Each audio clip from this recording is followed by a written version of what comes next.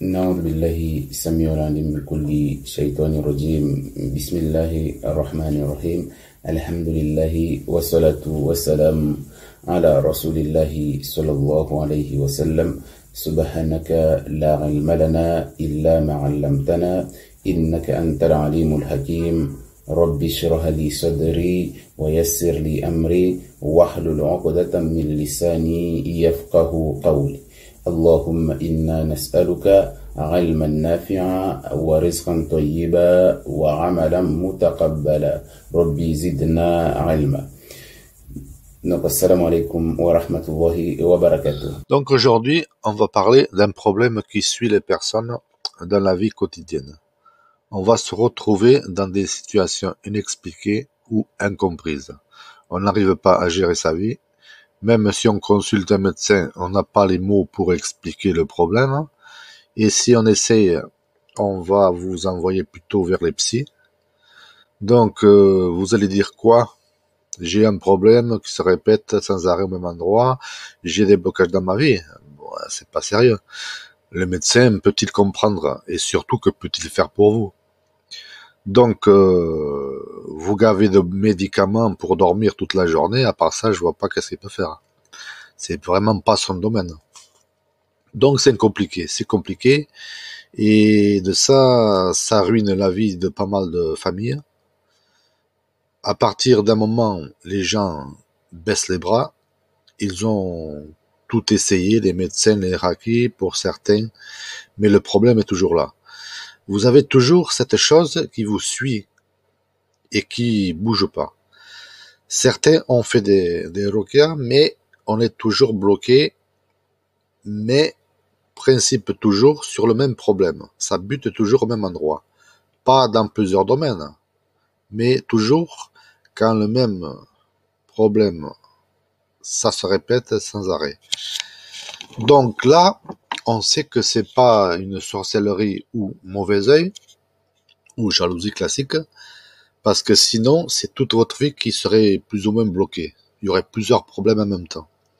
Le plus connu, c'est la sorcellerie renouvelée, qui ressemble justement à celle que je vais vous parler justement dans cette vidéo, ou les sorcelleries en chaîne. Ça, c'est autre chose. C'est des sorcelleries qui se répètent à intervalles réguliers. Mais ça, on verra.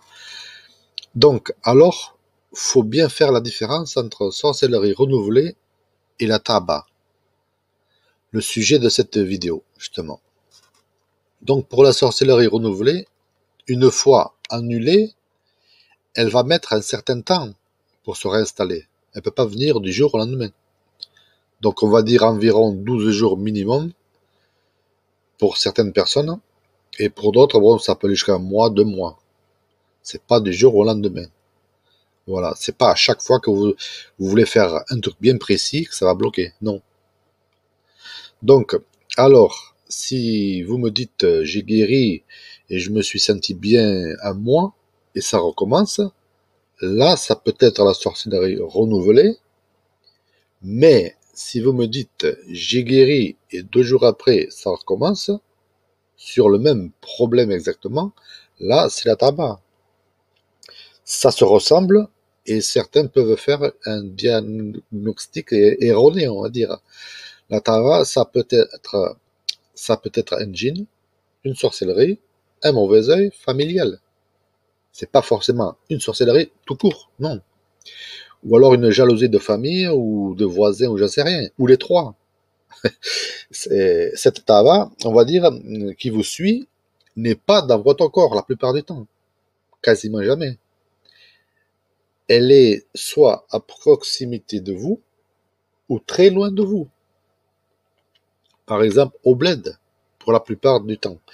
Après, quand je dis le bled, je veux dire le pays d'origine de la personne. C'est pas forcément un pays bien précis. En fait, ça existe dans toutes les civilisations, on va dire. Donc, dans ce cas-là, l'eau coranisée ne sera pas efficace, justement pour cette tabac.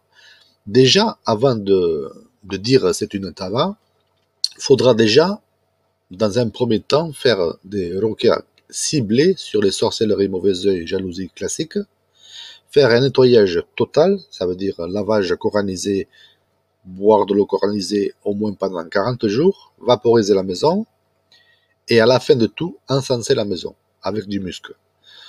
Faire 1 heure ou 2 heures de préférence de dhikr par jour. Après, si ça continue, il faudra penser à tabac. C'est plus difficile à enlever, mais on y arrive quand même. Mais il faudra insister. Donc, avant les dhikr, en fin de prière aussi, pendant la prosternation, mettre l'intention et demander à Allah de détruire définitivement cette tabac familiale. On reste général dans la demande, parce qu'on ne sait pas exactement ce que c'est, s'il y en a une tabac, s'il y en a deux, s'il y a autre chose mélangée. Donc on dit globalement la tabac familiale. Comme ça inclut tous les membres de la famille, on va dire. Donc, on va dire détruire définitivement cette tabac familiale de vos ancêtres jusqu'à nos jours. Donc là, vous êtes... voilà.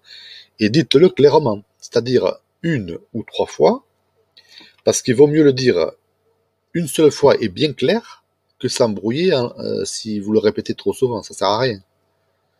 Parce que voilà.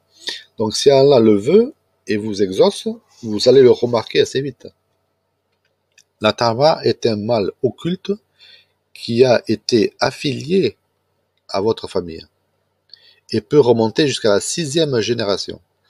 Donc la plupart des fois, c'est un de vos ancêtres qui a fait un pacte justement pour avoir une meilleure vie ou plus d'argent ou quelque chose de ce genre-là. Des fois, ils le font pour le bien, on va dire des biens des enfants, ils font des choses pour qu'ils réussissent, et là, c'est eux-mêmes qui créent la tabac, eux-mêmes sans s'en rendre compte.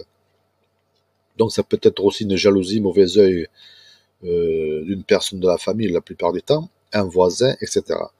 Ça peut être, et en plus ces gens-là, des fois, ils vont vous porter ça, alors qu'eux-mêmes, ils n'ont pas de problème de leur vie. Hein. Mais la jalousie, ça ne se commande pas. Hein. Donc, ça peut être aussi quelqu'un qui vous a souhaité à haute voix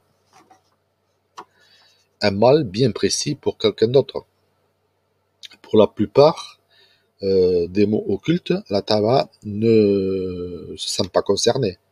Elle s'en fout. Mais dès que ça rentre dans les critères émis par le sorcier, là, elle bloque. Donc, si vous avez été bloqué pour l'argent, dès qu'il y aura un projet ou quelque chose avec le mot argent, là, elle bloque. Par contre, s'il y a autre chose, elle s'en fout, c'est pas son problème. Donc, essayez déjà de faire vos projets sans raconter à personne. Ça va aider pas mal, déjà. Donc, sachez, vous êtes surveillé pour ce genre-là. La tabac, elle vous surveille à distance. Certaines personnes peuvent se sentir surveillées et suivies dans les rêves. Après, même dans les rêves, ça peut être invisible aussi. Hein. Ou alors visible. Donc, quand c'est visible, ça aura plutôt l'apparence d'un chien noir avec des yeux rouges, ou alors un lion. Ça dépend de votre... là où vous avez vécu, quoi, en fait. Si vous avez vécu toujours en Afrique, il y a des chances que ce soit un lion qui vous poursuit, on va dire. Donc, si vous avez vécu toujours en Europe, la plupart du temps, c'est un gros chien noir. Mais bon, ça, on s'en fout de la forme. Et elle sera rarement près de vous. Hein. Elle cherchera pas à vous posséder ni quoi que ce soit. C'est pas son but, ça. Hein. Elle veut juste se faire payer pour ce que le sorcier a fait, c'est tout. Hein. Donc, ça bute toujours au même endroit, comme je vous ai dit. Donc, par exemple, si tous vos enfants butent, par exemple, sur le bac, on va dire, ou le mariage, tous, sans exception, ou alors un qui s'échappe du lot, un conseil, c'est qu'il y a un problème aussi. Hein. Donc, comment je veux dire ça? Donc, comme je vous ai dit, on va dire autre chose maintenant encore aussi. Et ça, les personnes le font eux-mêmes des fois sans s'en rendre compte. C'est, on va dire, le shirk. Donc, un conseil aussi, ne sifflez pas à tort et à travers. Oui, j'ai bien dit siffler. Surtout à voix basse. Donc, les ancêtres sorciers faisaient comme ça, on va dire, pour appeler les djinns pour l'argent. Donc siffler à voix basse et exposer un souhait, c'est très grave. Ça va marcher, oui peut-être, mais là, vous venez de créer une tava vous-même, sans vous rendre compte pour vos enfants. Donc vous avez ruiné la vie de vos enfants, quoi. Donc les djinns ne font rien pour rien, déjà, et quand ils font quelque chose, ils vous prennent beaucoup plus. Hein. Mais vous allez voir des problèmes qui vont apparaître, des problèmes de santé, etc. Donc les djinns vont se payer d'une manière ou d'une autre. Sachez aussi qu'un zouri, par exemple, supposez que vous avez un mal de tête, bon, que je sois clair. Bon, supposez que vous avez un mal de tête qui ne part pas, avec les médicaments ou quoi que ce soit, et que ce soit dû à une tabac que vous avez fait vous-même pour de l'argent ou autre. Si un zouri qui n'est pas bloqué par les djinns vous donne quelque chose pour votre mal de tête, on va dire, ah ça j'ai entendu dire que c'est bon pour le mal de tête, et vous le donne à vous, et comment dire, le mal il va partir en 2-3 jours. Pourquoi? Me demandez pas pourquoi, j'en sais rien, c'est du vécu, quoi. Je peux pas expliquer ce genre de choses. Mais on comprend pas pourquoi, mais ça marche.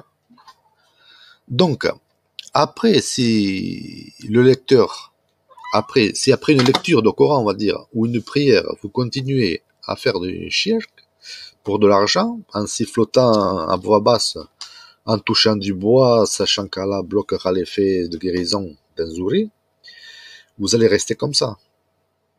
Comme je sais que certaines personnes sans scrupules s'en servent de cette méthode, pour de l'argent, il faut faire autre chose juste après avoir touché du bois. Donc la méthode que je vous donne, elle n'est pas complète justement pour que vous puissiez pas le faire. Donc Adoubillah, l'argent pourrit les gens et c'est une vérité. Qu'Allah nous guide et prépare un feu ardent pour toutes ces personnes qui, soit sorciers, sorcières, ou amateurs, ou amatrices, avertis, Inch'Allah.